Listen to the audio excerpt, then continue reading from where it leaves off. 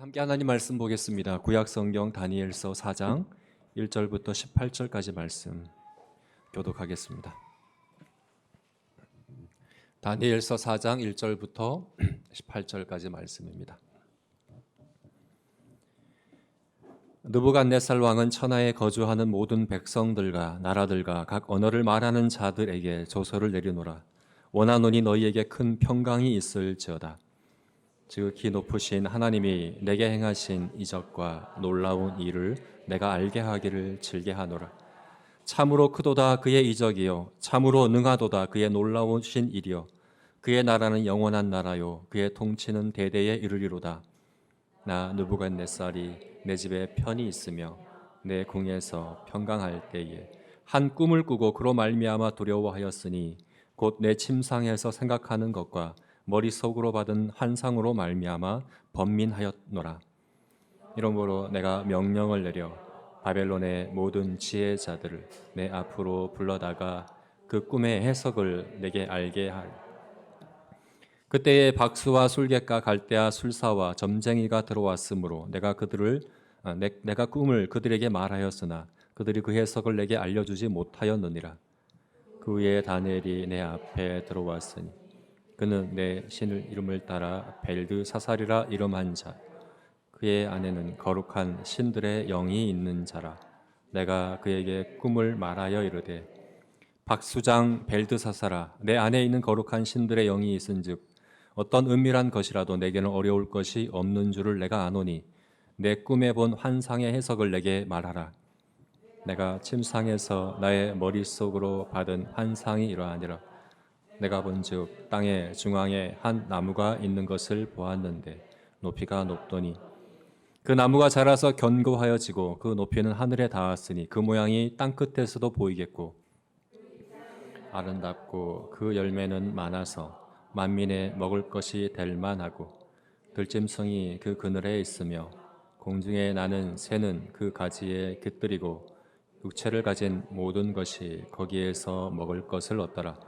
내가 침상에서 머릿속으로 받은 환상 가운데 또 본즉 한 순찰자 한 거룩한 자가 하늘에서 내려왔는데 그가 소리질러 이르되 그 나무를 베고 그 가지를 자르고 그 열매를 해치고 짐승들을 그 아래에서 떠나게 하고 새들을 그 가지에서 쫓아내라. 그러나 그 뿌리의 그루터기를 땅에 남겨두고 새와 노줄로 동이고 그것을 들풀 가운데 두어라. 그것이 하늘 이슬에 젖고 땅의 풀 가운데에서 짐승과 더불어 제 몫을 얻으리라. 또 그의 사람의 마음 같지 아니하고 짐승의 마음을 받아 7대를 지내리라. 이는 순찰자들의 명령대로여 거룩한 자들의 말대로이니 지극히 높으신 이가 사람의 나라를 다스리시며 자기의 뜻대로 그것을 누구에게든지 주시며 또 지극히 천한 자를 그 위에 세우시는 줄을 사람들이 알게 하려 함이라 하였느니라. 나 느부갓네살 왕이 이 꿈을 꾸었나니 너 벨드사살아 그 해석을 밝히 말하라. 내 나라 모든 지혜자가 능히 내게 그 해석을 알게 하지 못하였으니 오직 너는 능히 하리라. 이는 거룩한 신들의 영이 내 안에 있음이라. 아멘. 하나님께서 온 우주 만물을 다스리고 통치하고 계시다는 것을 여러분들은 어떻게 아십니까? 무엇을 보고 어느 때에 어떤 경우에 하나님께서 온 우주 만물의 주관자시구나, 모든 것의 주권이 하나님께 있구나 하는 것을 정말 깨닫게 되는, 알게 되는 그런 경우는 어느 때입니까? 특별히 하나님께서 하나님 백성에게만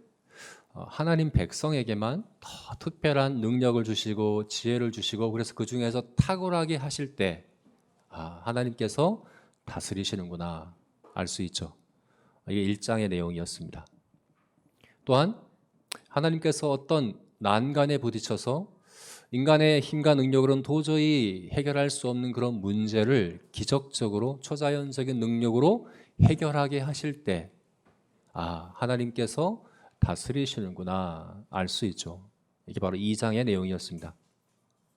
또한 성도가 불에 던져지는 것 같은 정말 위기의 순간에, 정말 큰 고난과 고통의 순간에 하나님께서 적극적으로 개입하셔서 초자연적인 능력 가운데 성도를 구원해내시면, 아, 하나님께서 정말 다스리시는구나 하는 걸 알 수 있죠. 이게 바로 3장의 내용이었습니다. 이렇게 다니엘서는 1장, 2장, 3장 우리가 지금까지 본 바대로 하나님이 온 우주 만물의 주권자시다, 하나님이 온 우주 만물을 다스리신다는 것을 우리에게 계속해서 말씀하고 있습니다. 그런데 이것만으로는 부족한 듯 여겨질 수 있습니다. 이런 마음이 들 수 있거든요. 이런 생각이 들 수 있거든요. 그렇다면 악인이 왜 형통합니까? 하나님을 믿지 않고 하나님을 인정하지 않고 하나님을 부인하고 부정하는 사람들이 왜 성공적인 삶을 살아갑니까? 왜 그들에게는 아무런 문제도 없고 아무런 고통도 없고 자기들이 원하는 대로 자기들의 욕심대로 마음껏 삶을 살아가는데 왜 하나님 가만히 계십니까? 하는 이런 생각이 들 수 있습니다.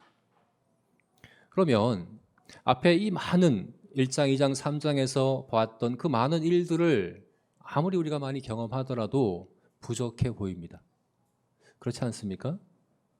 우리가 3장에서 봤던 것처럼 풀무불에서 7배나 더 뜨겁게 한 풀무불에서 하나님의 백성들이 조금도 해를 입지 않고 나올 수 있도록 건지신 그 놀라운 기적을 봤는데, 그러면 그렇게 풀무불에 던진 사람에게는 왜 아무런 일도 일어나지 않습니까? 여러분, 이게 너무 소극적이라고 생각되지 않으세요?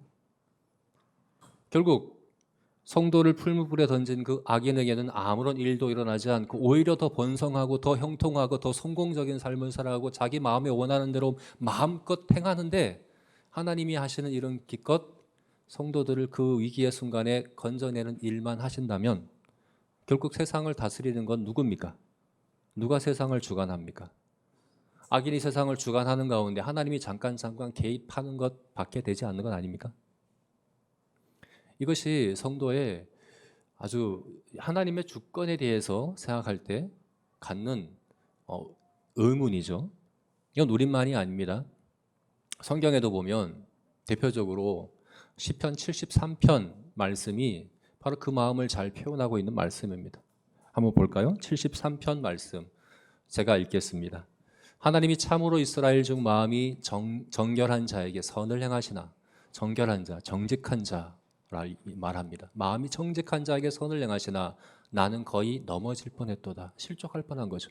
나의 걸음이 미끄러질 뻔하였으니 이는 왜냐하면 내가 악인의 형통함을 보고 오만한 자를 질투하였음이로다. 그들은 죽을 때에도 고통이 없고 그 힘이 강건하며 사람들이 당하는 고난이 그들에게는 없고 사람들이 당하는 재앙도 그들에게는 없나니 그러므로 교만이 그들의 목걸이요 강포가 그들의 옷이며 살찜으로 그들의 눈이 솟아나며 그들의 소득은 마음의 소음보다 많으며 그들은 능욕하며 악하게 말하며 높은 데서 거만하게 말하며 그들의 입은 하늘에 두고 그들의 혀는 땅을 두루 다니도다.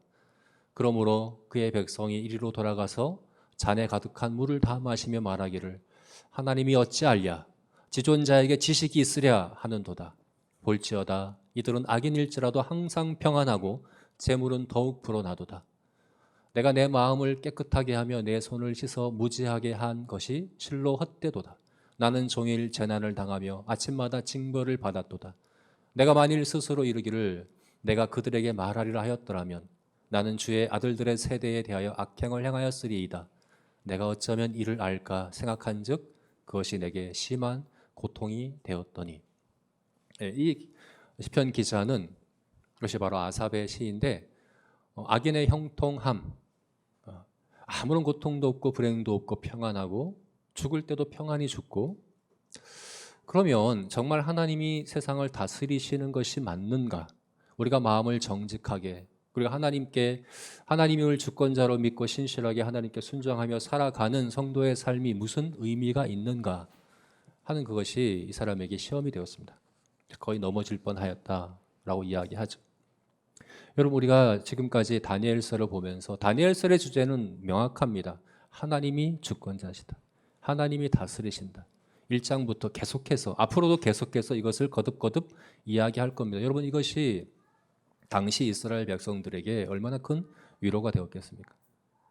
지금 다니엘은 왕궁의 총리로 있지만 여러분 대부분의 이스라엘 백성들은 그발 강가에서 운하를 만드는 그 건축 현장에서 강제 노역을 하고 있는 아주 험한 그런 삶을 살아가고 있는 상황입니다.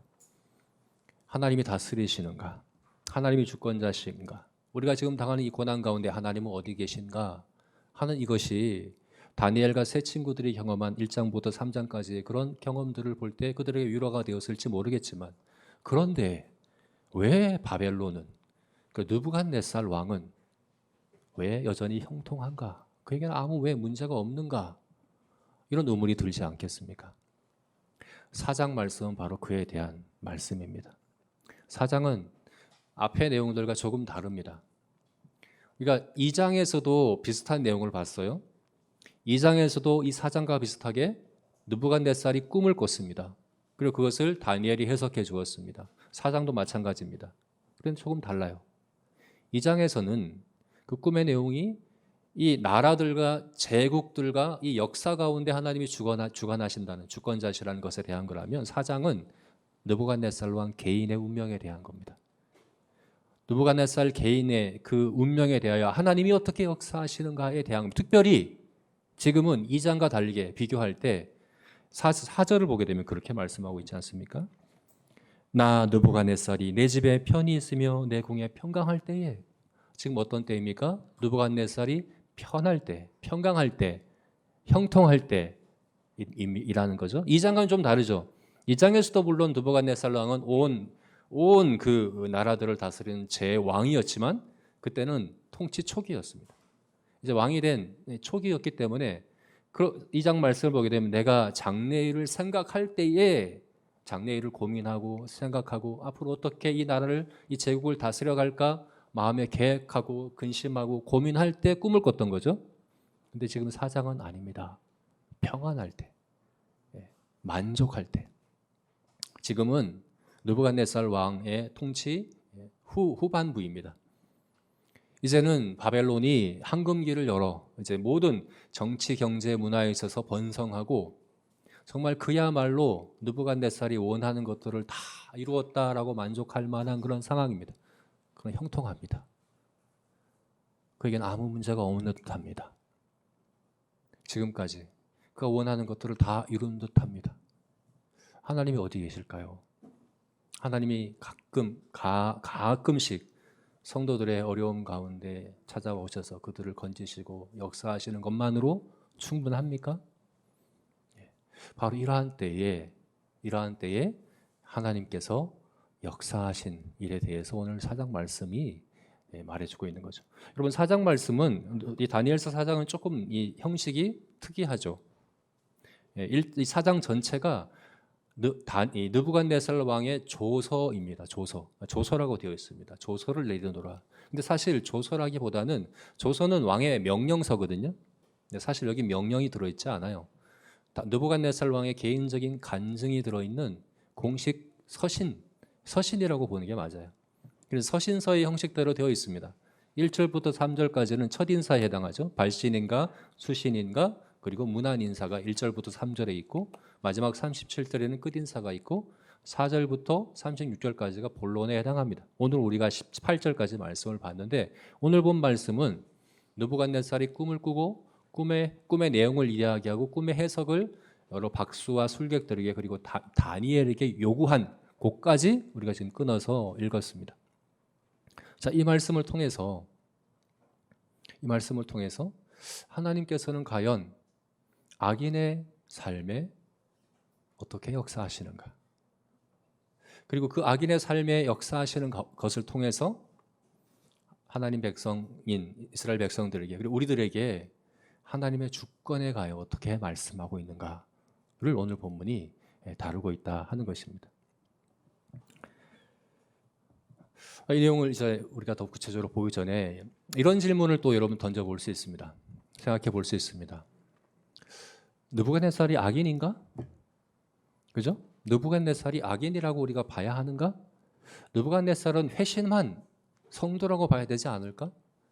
하나님 백성이라고 봐야 되는 것 아닌가? 이렇게 의문을 가질 수 있습니다. 만약 이게 맞다면 느부갓네살의 형통하고 아무 문제 없고 평안한 것이 하나님의 주권과 모순되는 게 아니죠, 그죠? 하나님이 주권적으로 하나님 백성에게 복 주신 것이라고 우리가 보면 되기 때문이죠. 그런데 과연 느부갓네살이 회심한 사람일까?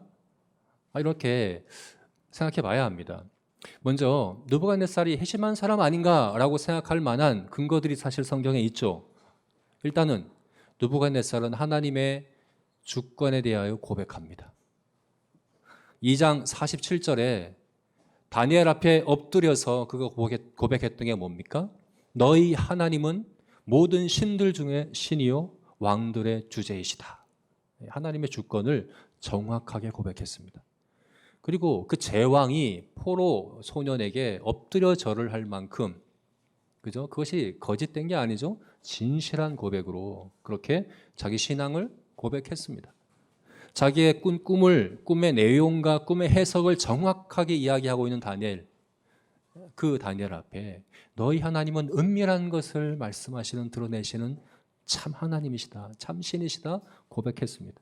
그것만 있었던 게 아니죠. 우리가 지난주 봤던 3장 말씀에서도 다니엘의 세 친구가 풀무불에 던져졌지만 옷도 머리카락도 상하지 않고 이제 구원받은, 그뿐만 아니라 그 풀무불에 그 세 친구만이 아니라 네 사람이 함께 다닌 것을 보고 충격을 받았죠. 놀랐죠. 급히 일어나서 지극히 높으신 하나님의 종 사드락과 메삭과 아벳느고야라고 그들 앞에 나갔죠. 그리고 고백합니다. 너희 하나님이 참 하나님이시다. 너희 하나님은 자기 종들을 건지시는, 구원하시는 하나님이시다. 그뿐만 아니라 하나님을 찬송합니다. 사드락과 메삭과 아벳느고의 하나님을 찬송할지로다. 공개적으로 찬송합니다. 뿐만 아니라 조소를 내립니다. 특별한 명령을 내립니다. 어떤 명령을 내렸습니까? 내가 조소를 내리노니 모두 사드락과 메삭과 아벳느고의 하나님께 경솔히 말하거든 그 몸을 쪼개고 그 집을 거름더미로 삼을 것이니 이는 이같이 사람을 구원할 다른 신이 없음이로다. 공개적으로 공식적으로 명령을 내려서 하나님 앞에 어떤 그런 경솔함과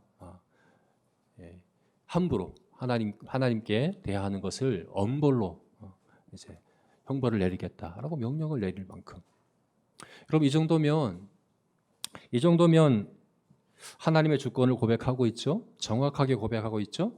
그리고 하나님을 믿고 있습니다. 하나님 믿는다는 게 하나님의 능력을 믿고 있고 하나님이 계시다는 걸 믿고 있고, 그죠? 초자연적인 능력을 행하시는 신들의 신이라고 고백하고 있습니다. 이 정도면 회심한 하나님의 백성이라고 볼 수 있지 않을까?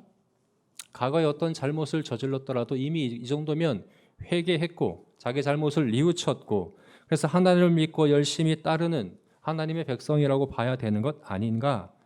이렇게 생각해 볼 수 있는 거죠. 이 정도면 하나님이 충분히 복 주실 만하지.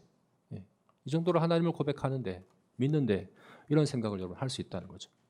그런데 좀 더 자세히 보시면 느부갓네살은 회심한 하나님 백성이 아니라는 것을 알 수 있어요. 어떻게 알 수 있습니까? 변화되지 않았습니다. 여러분, 느부갓네살이 변화되었습니까? 여러분, 하나님 백성은 변화됩니다. 이전과 이후가 다른 삶을 살아갑니다. 특별히 2장과 한번 비교해 보십시오. 2장과 4장은 동일한 비슷한 문제를 느부갓네살이 만났습니다. 뭡니까? 꿈을 꿨습니다. 하나님이 주시는 계시의 특별한 꿈을 꿨습니다. 그런데 반응이 똑같습니다.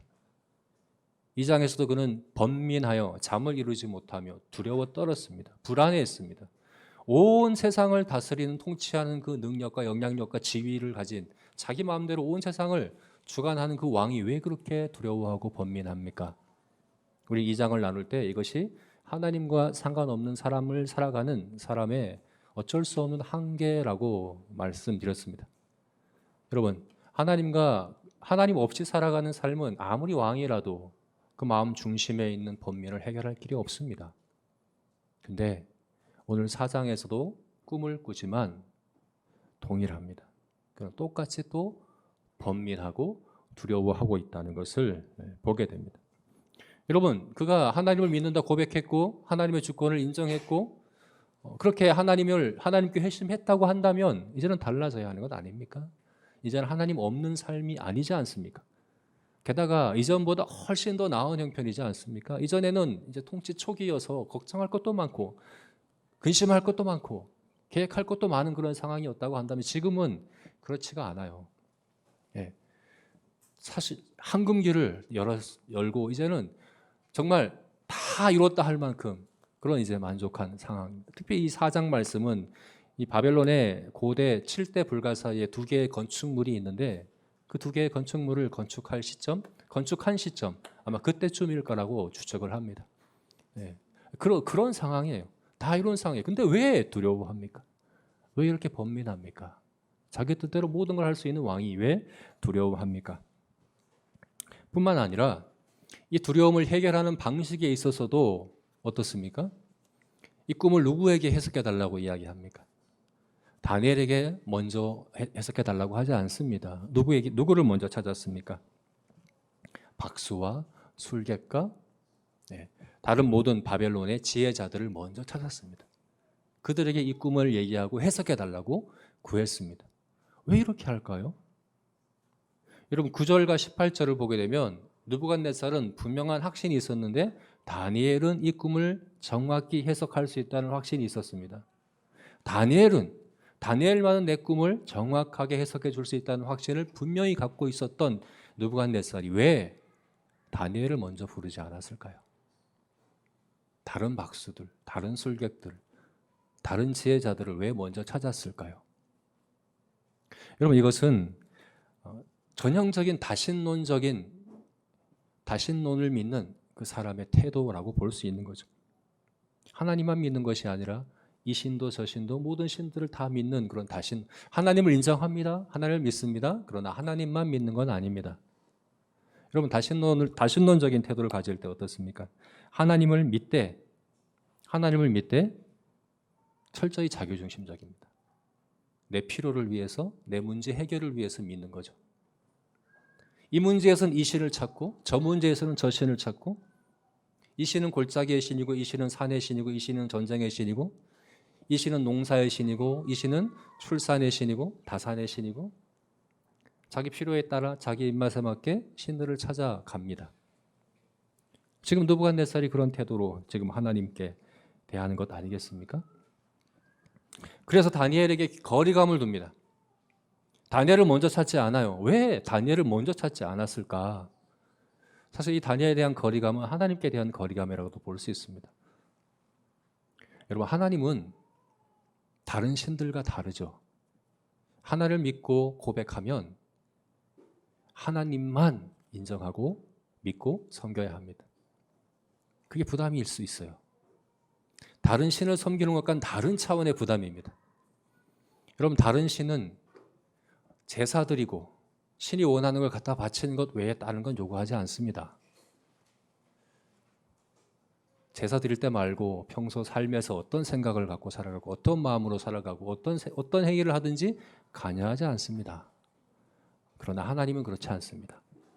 하나님은 우리 삶의 모든 순간과 우리 마음의 모든 생각과 우리 모든 것들의 주인이라고 말씀하십니다. 하나님만 주인이라고 말씀하십니다. 그래서 다른 신을 섬길 때는 사실 내 뜻대로 내 마음대로 내 생각대로 행할 수 있습니다. 마음껏 행할 수 있습니다. 그리고 내가 필요할 때만 내가 정말 도움이 필요할 때 문제가 있을 때만 그 신에 가서 빌면 됩니다. 그러나 하나님께 나올 때는 내가 더 이상 주인일 수가 없습니다. 하나님만 주인이십니다. 내가 원하는 뜻과 계획대로 살아갈 수 없습니다. 하나님이 원하는 뜻과 계획대로 살아가야 합니다. 아마 이런 것이 부담이 되었겠죠. 그죠? 다니엘은 다른 박수와 술객들과는 다르다는 걸 너무나도 잘 알고 있었겠죠. 그래서 다니엘에게서 거리를 두는 겁니다. 결국 다니엘이 해석을 얘기합니다. 우리가 다음 주와 그 다음 주에 보겠지만 다니엘이 이 꿈의 해석을 말해주지만 해석만 말해준 게 아니라 다니엘은 정확한 처방을 내려줘요. 사실 이것이 느부갓네살이 하나님께 징계를 받을 것에 대한 내용인데 그렇지 않으려면 어떻게 해야 하는지 어떻게 회개하고 어떻게 돌이켜야 하는지 다니엘이 이야기해 주지만 느부갓네살이라는 것을 정확히 듣고 이것이 하나님이 주신 말씀이구나 알면서도 그대로 행하지 않습니다. 그래서 결국 그대로 하나님의 징계를 실제로 겪게 되는 것을 보게 됩니다. 듣긴 듣되 순종하지 않습니다. 인정하긴 하되 진정으로 받아들이지는 않습니다. 이게 바로 느부갓네살 왕의 상황인 거죠. 하나님을 입술로는 인정하고 생각으로도 인정하고 하나님 계시고 하나님의 능력이 전능하시고 하나님이 주권자라는 걸 아무리 이야기하더라도 그러나 여전히 그는 자기중심적인 사람입니다. 하나님의 주권에 진정으로 엎드리고 순종하는 사람이 아닌 것이죠. 그래서 여러분 이 다니엘서 4장 오늘까지 읽은 말씀, 이 다니엘이 느부갓네살이 꾼 이 꿈, 이 모든 것이 이야기해주고 있는 것은 바로 하나님 없이 살아가는 사람의 성공, 하나님 없이 형통하고 성공한 사람에 대한 하나님의 주권 행사입니다. 이 느부갓네살이 꾼 꿈의 내용이 그래요. 이 10절부터 느부갓네살이 꾼 꿈의 내용이 나오죠. 어떤 꿈입니까? 내가 침상에서 한 상을 보았노라. 내가 본즉 땅의 중앙에 한 나무가 있는 것을 보았는데 땅의 중앙에 한 큰 나무가 있다는 거예요. 좀 이거 많이 보던 좀 떠오르는 장면이 있지 않습니까? 에덴 동산이죠. 에덴 동산 중앙에 생명나무가 있었죠, 그죠? 마치 그와 같이 땅의 중앙에 한 나무가 있습니다. 그런데 어떻습니까? 그 나무가 자라서 견고해져서 그 높이는 하늘에 닿았으며 그 모양은 땅 끝에서도 보이겠고, 여러분 그 높이가 하늘에 닿았다. 이것도 어느 장면이 떠오르지 않습니까? 창세기에서 창세기 11장에 바벨탑 사건이 여러분 떠오르지 않으세요? 하늘에 닿는 그 탑과 같이 그 높이는 하늘에 닿았습니다. 그리고 또 어떠합니까? 그 잎사귀는 아름답고 그 열매는 많아서 만민이 먹을 것이 될 만하며 들짐승이 그 그늘에 있으며 공중에 나는 새가 그 가지에 깃들이고 육체를 가진 모든 것이 거기에서 먹을 것을 얻더라. 자, 어떤 나무입니까? 땅의 중앙에 있는, 그래서 모든 살아있는 모든 육체를 가진 자가 거기에서 먹을 것을 얻는 하늘까지 높아진 이 나무, 이것은 바로 하나님 없이 살아가는 자의 성공, 형통의 모델이라고 할 수 있는 거죠. 바로 느부갓네살이 이랬습니다. 느부갓네살이 자기를 그렇게 생각했고 실제로 당시에 느부갓네살은 그런 지위와 영향력과 그런 모든 것들을 갖춘 사람이었습니다. 그런데 여러분 이 느부갓네살에게 어떤 일이 일어납니까? 또 꿈의 내용이 13절부터 보게 되면 어떻게 됩니까? 한 순찰자, 한 거룩한 자가 하늘에서 내려와서 뭐라고 얘기합니까? 그가 소리질러 이르되 그 나무를 베고 그 가지를 자르고 그 잎사귀를 떨고 그 열매를 해치고 짐승들을 그 아래에서 떠나게 하고 새들을 그 가지에서 쫓아내라. 그가 누리던 모든 형통과 성공이 한순간에 다 사라지고 맙니다. 한순간에 다 허상에 불과한 것처럼 이렇게 다 없애버리고 마시는 것입니다. 그리고 그것이 사실 이것은 이제 완전한 심판이어서 느부갓네살 왕은 이것을 징계로 받았어요. 그래서 7대가 지나면 다시 회복하게 되는데 앞으로 이제 다음 주와 그 다음 주에 우리가 이 해석을 보게 될 겁니다. 여러분 하나님 없는 인생이 성공하고 형통할 수 있습니다. 그렇게 보일 수 있습니다. 그러나 그것은 허상에 불과하다는 것. 그들도 여전히 하나님의 주권과 다스림과 통치 아래에 있다는 것. 이것을 하나님께서는 이 꿈을 통해 말씀하고 있는 거죠. 왜요? 이것이 바로 하나님의 백성들이 들어야 될 중요한 메시지이기 때문이죠. 어떤 메시지입니까? 이것은 위로의 메시지고 경고의 메시지고 또 사명을 일깨우는 메시지입니다. 지금 우리들에게도 마찬가지입니다. 자, 우리는 이것이 어떻게 우리에게 위로의 메시지가 되고 경고의 메시지가 되고 또 사명을 일깨우는 메시지가 될까? 하나씩 우리가 좀 또 나눠보겠습니다. 먼저 이것은 위로의 메시지입니다. 여러분 고난 중에 있는 성도, 고난 중에 있는 하나님의 백성에게 가장 큰 위로는 무엇일까요? 여러분 지금 이스라엘 백성들은 바벨론의 포로로 끌려와 있습니다. 나라를 잃고 성전도 잃고 그죠? 모든 걸 다 잃어버렸습니다. 느부갓네살은 굉장히 잔인하게 임신한 여인의 배를 가르고 아이들과 의인들을 죽이고 모든 성벽과 성전을 해파하고 모든 것을 다 전리품으로 끌고 가는 잔인하게 짓밟았거든요. 그런 바벨론에 와서 에스겔이 같은 시대의 선지자인데 그는 그발 강가에서 선지자로 부름받았죠. 그발 강가에서는 강제 노역을 하고 있었습니다. 그런 고난 가운데 하나님이 과연 어디 계신가?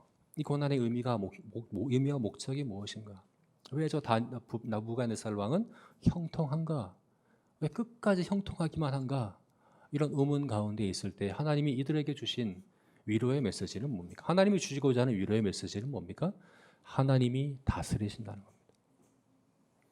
그래서 다니엘서는 이 주제를 계속해서 반복합니다. 하나님이 다스린다. 하나님이 주권자시다. 하나님이 모든 것의 주관자시다. 아까 우리가 봤던 시편 73편의 메시지도 마찬가지다. 우리가 73편을 16절까지 봤는데요.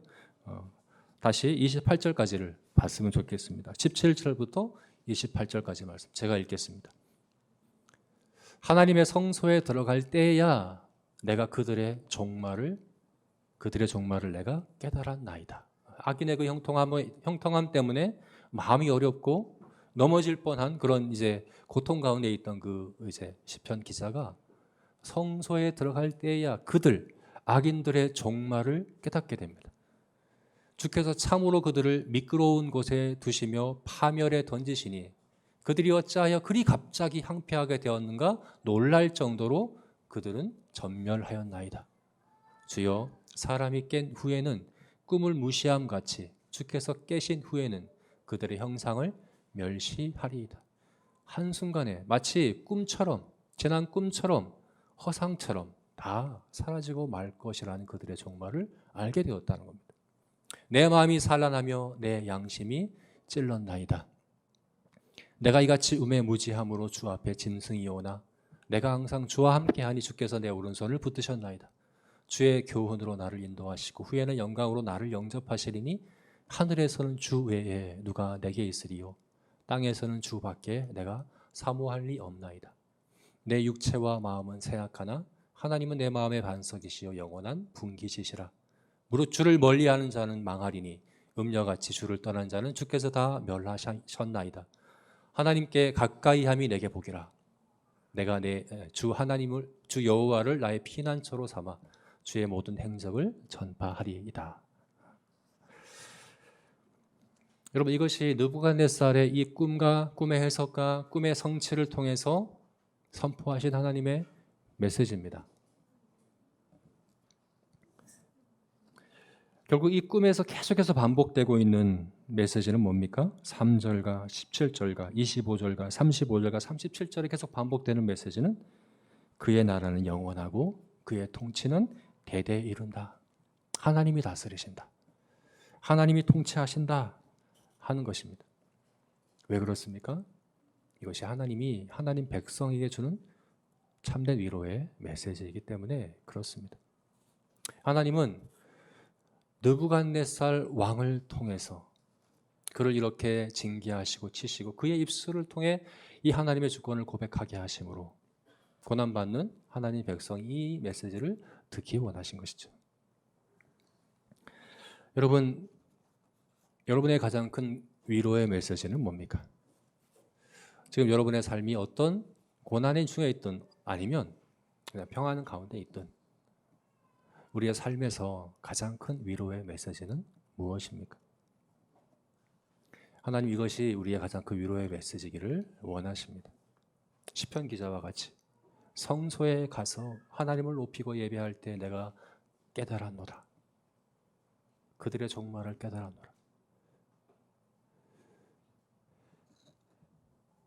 우리가 흔들리지 않는 믿음으로 우리의 삶을 살아가도록 어떤 상황이든 어떤 문제 속에서든 흔들리지 않는 성도의 삶을 살아가기 위하여 이 진리를 기억하는 저와 여러분이 되었으면 좋겠습니다. 그리고 기도합시다. 구합시다. 하나님이 다스리신다는 하나님의 주권에 대한 확신이 우리에게 있게 하여 주옵소서. 하나님께서는 악인과 악인의 생각과 악인의 계획과 심지어 사탄 마귀까지도 다스리시며 모든 것을 합력하여 선을 이루게 하시는 주권자 하나님이심을 확신하게 하여 주옵소서. 이렇게 하나님께 기도하는 저와 여러분이 되었으면 좋겠습니다. 두 번째는 이것은 경고의 메시지입니다. 경고의 메시지. 어떤 경고의 메시지입니까? 하나님 없는 성공과 형통은 허상입니다. 하나님 없는 성공과 어떤 형통도 참된 것이 아니다 하는 겁니다. 여러분, 성공과 실패를 최종적으로 결정하시는 분은 하나님이십니다. 참된 성공이냐 실패냐를 판단하시는 분은 하나님이십니다. 여러분, 이 세상은 그리고 우리의 인생은 주인이 있는 밭과 같습니다. 그냥 들판이 아닙니다. 그래서 추수 때가 있습니다. 그리고 그때 주인이 원하는 열매를 맺어야 알곡입니다. 그렇지 않으면 아무리 크고 화려하고 아무리 강하고 형통한 것처럼 보여도 가라지입니다. 마치 누가복음 12장의 어리석은 부자처럼, 누가복음 12장 보면 부자가 어떡합니까? 몇 해 동안 먹을 소출을 얻고서 이것을 어디에 둘 데가 없어 어떻게 합니까? 더 큰 곡간을 짓고 거기에다가 이 모든 소출을 쌓아두고 평안히 먹고 쉬자, 이렇게 이야기하는 그 어리석은 부자에게 하나님 뭐라고 말씀해요? 어리석은 자야, 내가 오늘 밤에 내 영혼을 내가 도로 찾을 것인데 그러면 네가 준비한 것이 누구의 것이 되겠느냐 라고 말씀하십니다. 그는 실패한 사람입니다. 스스로 성공했다고 얘기할지 모르겠지만 다 허상에 불과한 것입니다. 여러분, 이 땅에서 악인의 성공과 형통은 내어버려 두시는 겁니다. 오히려 하나님께서 내어버려 두시는 것이라고 볼 수 있습니다. 성공이라고 착각하지만 하나님이 더 이상 내어버려 두지 않은 추수의 때가 반드시 있을 것이며 그때는 분명 하나님께서 모든 것을 결산하실 것입니다. 그때에 정말 지혜로운 자, 어리석은 자, 성공한 자, 실패한 자가 누구인지 하나님께서 판단하실 것입니다. 여러분, 어리석은 부자처럼 느부갓네살 왕처럼 자기를 위하여 재물을 쌓고 자기를 위하여 형통하고 성공한 삶을 살아가는 것처럼 보이는, 그렇지만 하나님께는 부여하진 못한 그런 어리석은 삶을 살아가지 않도록 우리가 우리 자신을 돌아봐야 합니다.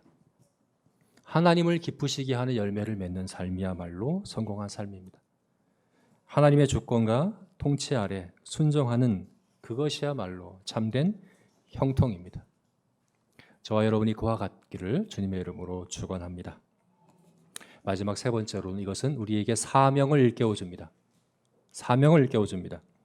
여러분, 아무리 제왕이라고 하더라도, 바벨론을 다스리는 제왕이라고 하더라도 하나님 없는 인생은 한계가 드러나게 되어 있습니다. 아무리 모든 것을 갖췄다고 하더라도, 모든 것을 자기 마음과 자기 뜻대로 할 수 있는 왕이라고 하더라도 하나님이 없으면 어떤 한계가 드러납니까? 인생의 참된 의미와 목적을 알 수가 없습니다. 인생의 방향을 잃어버립니다. 왜 살아야 하는지, 무엇을 위해서 열심을 내야 하는지, 내가 하는 것이 어떤 궁극적인 의미가 있는지 어떻게 대답하시겠습니까? 하나님이 없는데 어떻게 대답하겠습니까? 이것은 어떤 박수와 슬객도 대답해 줄 수 없는 대답입니다. 하나님이 없으면 대답할 수 없습니다. 어떤 지혜자도 어떤 전문가도 말해줄 수 없습니다. 그러나 다니엘은 이것에 대하여 정확히 이야기해 줄 수 있었습니다. 여러분, 같은 공간에 같은 시대에 같은 상황에 놓여 있는 것 같지만 하나님의 백성은 다른 방향으로, 다른 목적으로, 다른 의미로 살아가는 사람들입니다. 그래서 세상이 그런 하나님 백성을 찾을 때가 반드시 있을 것입니다. 하나님 백성만 대답해 줄 수 있는 바로 그것, 그것을 다니엘을 통해서 느부갓네살이 깨닫게 된 것처럼 우리에게도 그와 같이 하나님께서 다니엘, 이 시대의 다니엘로 사용하실 때가 반드시 있을 것입니다. 그러므로 우리는 깨어 있어야 합니다. 세상과 같아지면 안 됩니다. 같이 있는 것처럼 보여도 다른 의미와 다른 목적과 다른 방향으로 살아가시는, 그래서 그때를 위하여 준비하고 깨어 있는 그런 저와 여러분이 되시기를 주님의 이름으로 축원합니다. 아멘. 네, 말씀을 맺겠습니다. 이제 다음 주부터 이제 이 꿈의 해석을 우리가 구체적으로 보게 될 터인데, 오늘 이 말씀을 통해서 하나님 백성인 우리들에게 위로와 경고와 사명의 말씀을 주신 것을 기억하며 그렇게 위로의 확신, 그 주권에 대한 확신을 갖고 그리고 하나님을 기쁘시게 하는 열매를 맺는 삶을 살아가고자 다짐하고 또 그런 사명감을 갖고 살아가는 저 여러분이 되었으면 좋겠습니다.